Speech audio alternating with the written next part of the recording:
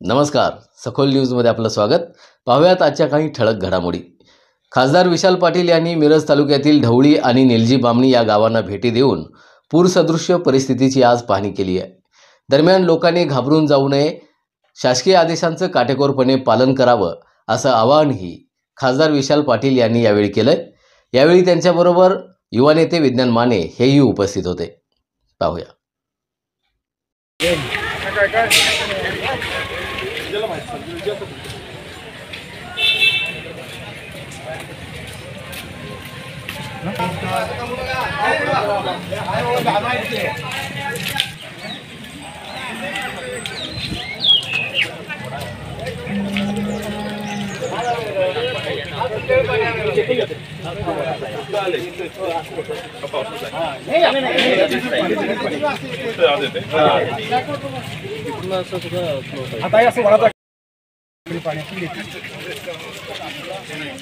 ओळखला घरात तीच घरात लास्ट इथून एक रस्ता आहे, ती सायकल आहे ना, इथून जायला रस्ता आहे।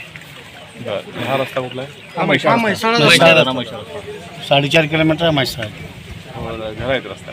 रोडला पार दादा जर आम्हाला इथं जर त्या लोकांना का पलीकडनं जायला? नाही हेच रस्ता म्हणतात ते सगळे काल हल्ले तिथं जायला नाही, ते उंची व्हायला पाहिजे एवढी। गावात हा रस्ता तिथून बाहेर पडायला आहे, बाहेर पडायला हाच रस्ता आहे, पण तिथं काम चालू आहे, तिथं आणि किती पाणी जाता येते पुढे मोठा वडा आहे। माझं इथे काय इथे ओळख करायची तिथं पुढे आज ढवळी या गावात पुराच्या संभाव्य धोक्याची खबरदारी घेण्यासाठी आणि ह्या एकंदरीत पूर परिस्थितीची पाहणी करण्यासाठी मी आज दौरा केलेला होता। आताच नदीकाठच्या आणि ओढ्याकाठच्या ज्या भागाला आता पाणी टेकलेलं आहे त्या भागाची पाहणी केली।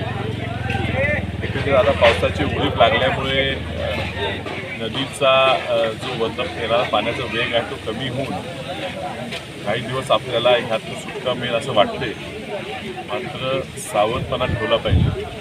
दिल्लीतून पाठपुरावा करून NDRF आणि लष्कर हे आपण सांगलीत दाखल करून घेतलेलं आहे। ही त्याच्यात काहीतरी गैरअर्थ काढू नये, धोका नाही आहे, पण काही अडचण झाली तर ऐन वेळेला आपल्याकडे सगळी यंत्रणा उपलब्ध नाही असं व्हायला नको म्हणून ह्या लोकांनी बोलवलेलं आहे। लष्कराचे लोक जे आपल्या घरात येतात आणि घर आपण सोडून बाहेर या म्हणतात, तर कृपया त्यांची विनंती तुम्ही ऐकावी, कमीत कमी त्रास त्यांना व्हावा।